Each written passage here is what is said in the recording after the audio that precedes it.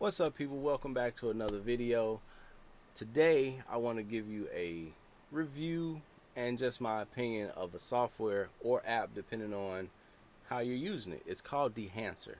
So with Dehancer, it takes your digital footage, whether it's photo or video, and it gives you the ability to use film emulators. So it'll make your footage look like old film footage. So whether you're doing like more motion picture look, or if you ever shot a film camera and you use like Kodak Gold, or even all the way down to like Polaroid looks. So I'm gonna jump over into Lightroom just so we can see how that looks and what that looks like.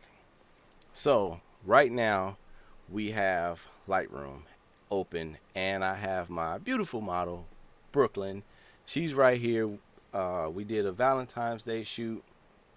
So normally I would make my adjustments, make those small little adjustments as far as like, exposure, things of that nature. But here's what the original image looked like, and here's what just small adjustments look like, just like exposure.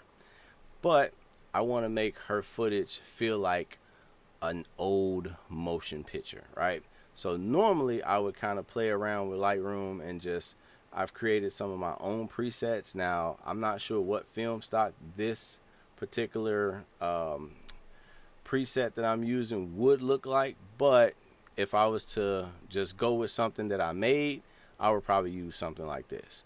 But let me show you what actual Dehancer would do for it. So I'm gonna just open it up in go to edit in, and then I'll select Dehancer, the plugin. Now full disclosure, I forgot to activate the key, but you'll see what I mean.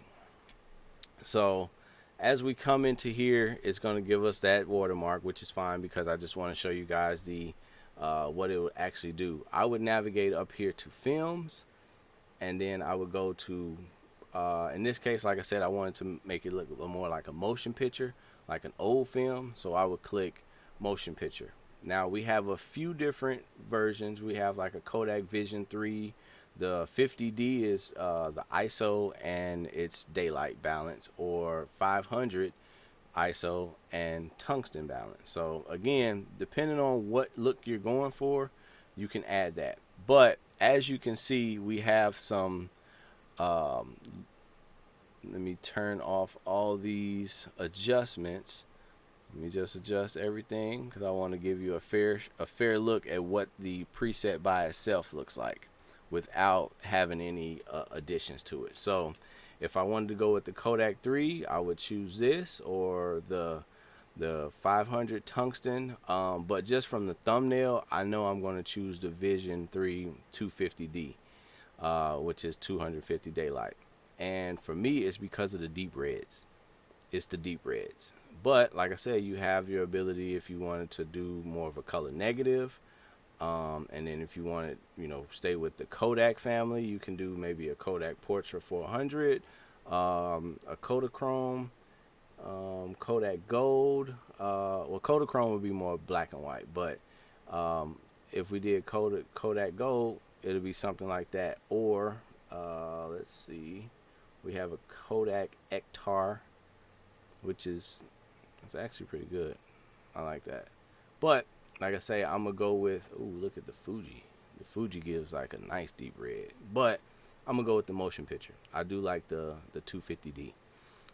So again, that's giving us a film emulator of the Kodak Vision 3, but I'm gonna add a few things to it. So you can add your vignetting, which I kind of did that with the lighting on the inside.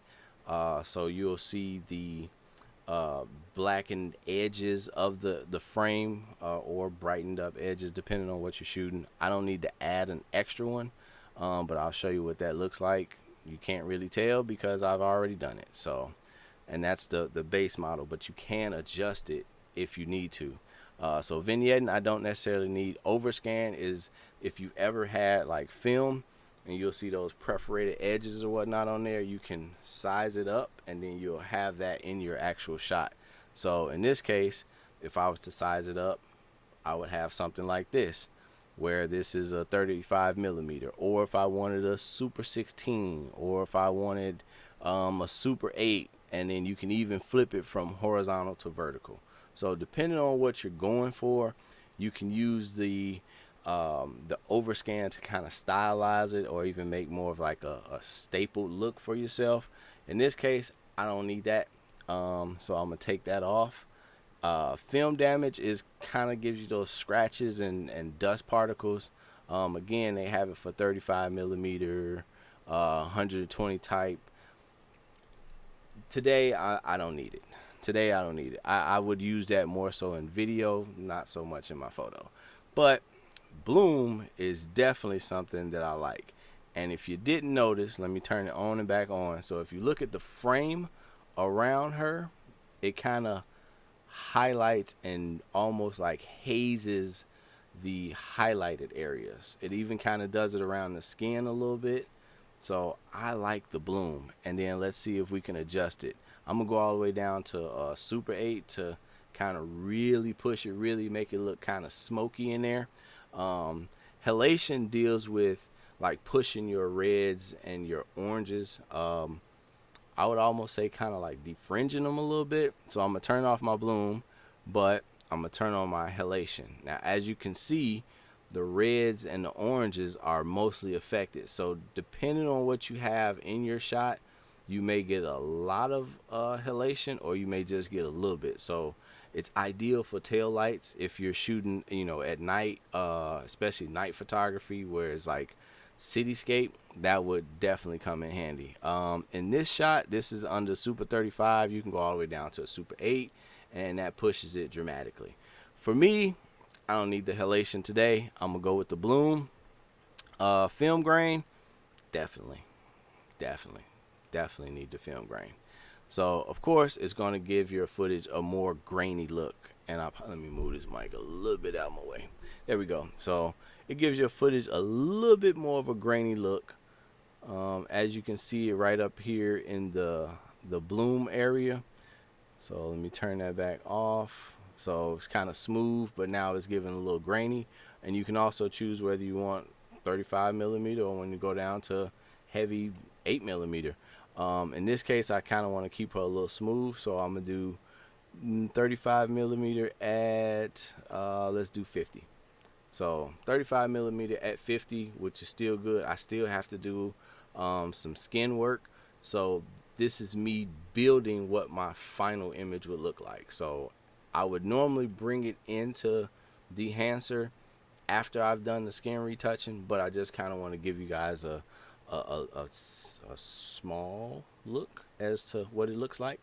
So we're gonna leave film grain on. Color head, if I wanted to, I can push a little color in there.